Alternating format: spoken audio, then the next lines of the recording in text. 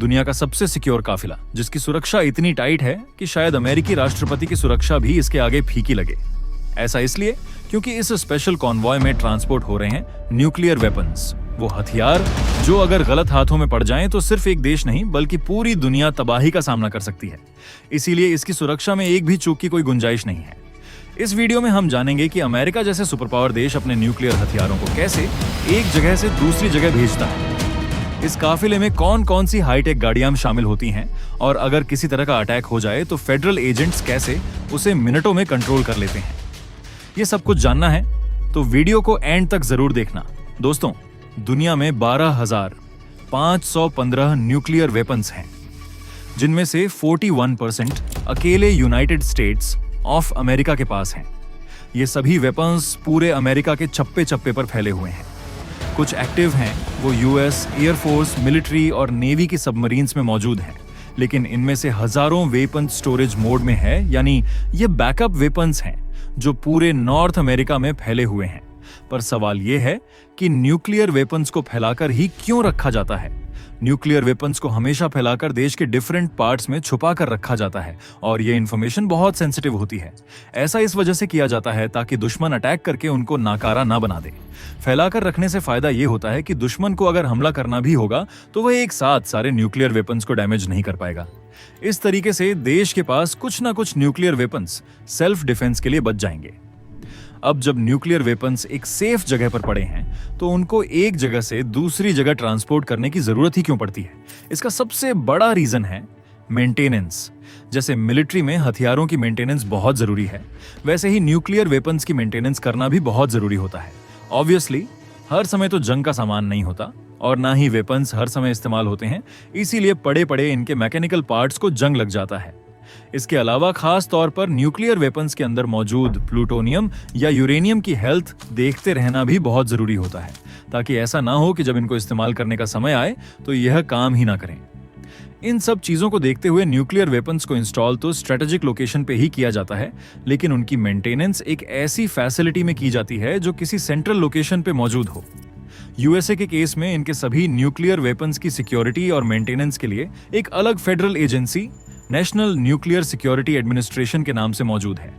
Strategic location से nuclear weapons को हटाने की और भी कई वजह हो सकती है, जैसा कि सिक्योरिटी कंसर्न यानी इंटेलिजेंस एजेंसी को अगर न्यूक्लियर वेपन्स की लोकेशन लीक होने की इंफॉर्मेशन मिल गई तो उनको फौरन वहां से हटा दिया जाता है।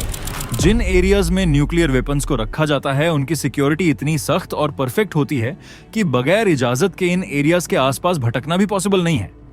लेकिन जब इनको एक जगह से दूसरी जगह शिफ्ट करना हो तो एक एक ही पल में पूरे शहर को बर्बाद करने वाले इस वेपन को उन्हीं रोड से होकर गुजारा जाता है जो हर कोई रोजाना इस्तेमाल करता है। जब तक यह रिमोट लोकेशन में छुपा है तब तो ठीक है, लेकिन रोड पर आने पर इसकी सिक्योरिटी काफी कॉम्प्लिकेटेड हो जाती है। इस चैलेंज को फेस करने के लिए यूएस गवर्नमेंट ने एक पूरी एजेंसी बना रखी है जिसका काम ही न्यूक्लियर वेपन्स की सिक्योरिटी करना है। यह मिलिट्री कॉन्वॉय आप देख रहे हैं, यह असल में यूएसए में न्यूक्लियर वेपन्स को एक जगह से दूसरी जगह ट्रांसपोर्ट करने के दौरान यूज होता है।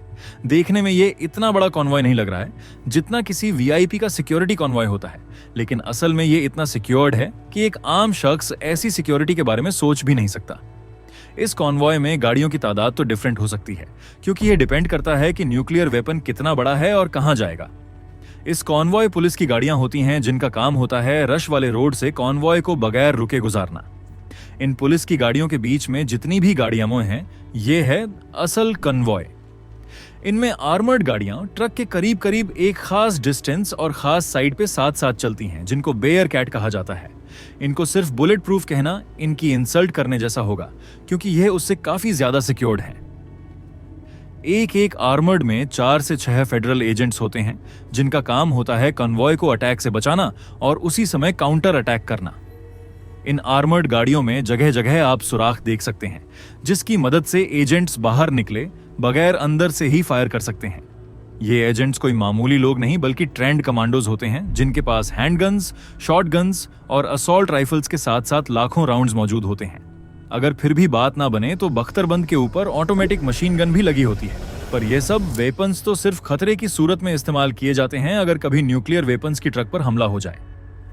नॉर्मल ट्रांसपोर्ट ऑपरेशन के दौरान ये एजेंट्स हर छोटी से छोटी चीज पर नजर रखकर एक दूसरे से शेयर करते हैं। कॉन्वॉय आपस में रेडियो के जरिए कनेक्टेड होती है। ये रेडियो कम्युनिकेशन 3 अलग अलग चैनल्स पे होता है। एक चैनल पे ये सारी बख्तरबंद गाड़ियां अटैक की सूरत में एक दूसरे से कांटेक्ट करके कोऑर्डिनेट करती हैं।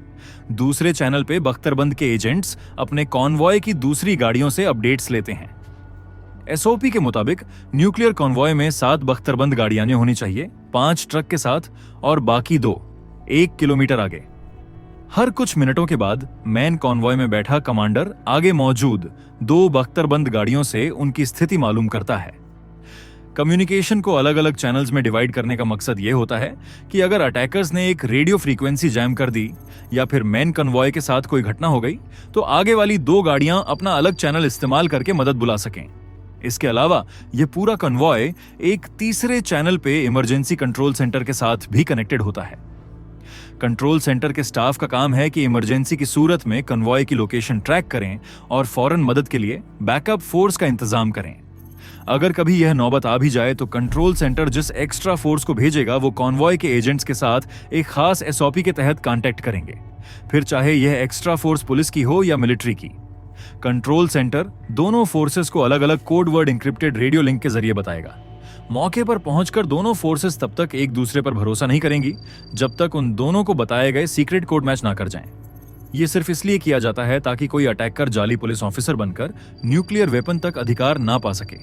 यह उन अनगिनत एसओपीज में से सिर्फ एक है, जबकि हर अवस्था से निपटने के लिए एजेंट्स के पास अलग अलग एसओपीज होती है।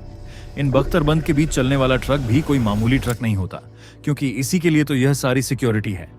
न्यूक्लियर वेपन को ट्रांसपोर्ट करने के लिए यह ट्रक पूरी तरह से कस्टमाइज्ड बना होता है, यानी इसको खास इसी मकसद के लिए डिजाइन किया जाता है। ट्रक की बॉडी हार्ड स्टील से बनी होती है जिस पर कोई भी टूल्स काम ही नहीं करते। ना ही ये ग्राइंडर से कट सकती है, ना इस पर ड्रिलिंग मशीन काम करती है और ना ही एक्सीडेंट होने पर इसकी बॉडी क्रैक हो सकती है। अगर इसको आग में भी डाल दिया जाए तो इसकी बॉडी अगले कई घंटों तक भी अंदर मौजूद न्यूक्लियर वेपन को सुरक्षित रख सकती है। ड्राइवर केबिन की बात की जाए तो यह बुलेट और बॉम्ब प्रूफ होता है और इसके दरवाजे चाहे कुछ भी हो जाए सिर्फ अंदर से ही खुल सकते हैं। ट्रक की मजबूती जहां इसको अटैकर से बचाती है, वहीं इसका एक नुकसान भी है। इसका वजन नॉर्मल ट्रक से काफी ज्यादा 25,000 केजी के बराबर है। इसी वजह से अटैक की सूरत में ये ट्रक ज्यादा तेज नहीं चल सकते और न ही शार्प टर्न्स ले सकते हैं। पर इसकी इसी कमजोरी के पीछे छुपा है एक और सिक्योरिटी फीचर। अगर कैसे भी करके अटैकर्स ट्रक पर कब्जा कर ले और इसको यहां से लेकर जाने की कोशिश करें तो ट्रक के एक्सल पे लगे एक्सप्लोसिव फट जाएंगे, जिससे ट्रक व्हील से अलग होकर जमीन पर गिर जाएगा। अब क्योंकि इसका वजन काफी ज्यादा है तो इसको बगैर पहियों के खींचना पॉसिबल ही नहीं होगा। रही बात ट्रक के अंदर पड़े न्यूक्लियर वेपन की, तो इसके कंटेनर को खोलने का एक्सेस खुद कन्वॉय एजेंट्स के पास भी नहीं होता।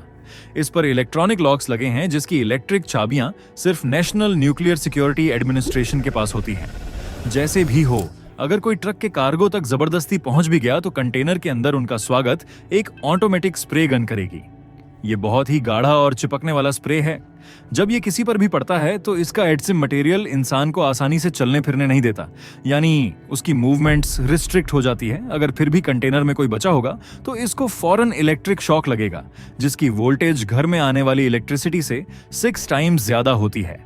और हाँ, आपको बताते चलें कि इस सारे कन्वॉय को यूएस मिलिट्री के 2 हेलीकॉप्टर्स हर समय देख रहे होते हैं। हेलीकॉप्टर का फ्यूल जब कम होने लगे तो पहले दूसरे 2 हेलीकॉप्टर्स इनको रिप्लेस करते हैं और फिर यह अपनी पोजीशन छोड़ सकते हैं। इन हेलीकॉप्टर्स के अंदर अलग से बैकअप फोर्स मौजूद होती है और यह भी न्यूक्लियर वेपन को बचाने के लिए हर हद पार करने को तैयार होते हैं। इन सभी सिक्योरिटी फीचर्स की वजह से दुनिया का सबसे खतरनाक वेपन कम से कम यूएसए से तो किसी गलत हाथों में नहीं जा सकता। अमेरिका की हिस्ट्री में आज तक हजारों बार न्यूक्लियर वेपन्स ट्रांसपोर्ट किए जा चुके हैं, लेकिन आज तक एक भी कन्वॉय पर अटैक नहीं हुआ। तो दोस्तों, ये थी आज की रोमांचक जानकारी। अगर आपको वीडियो पसंद आया हो तो एक लाइक जरूर ठोको और अपने दोस्तों के साथ शेयर करना मत भूलना। और हाँ, ऐसे ही दिमाग खोल देने वाले और जबरदस्त वीडियो के लिए चैनल को सब्सक्राइब करके बगल वाली घंटी दबा दो, ताकि अगली बार जब हम कुछ नया लाएं तो आपको सबसे पहले पता चले।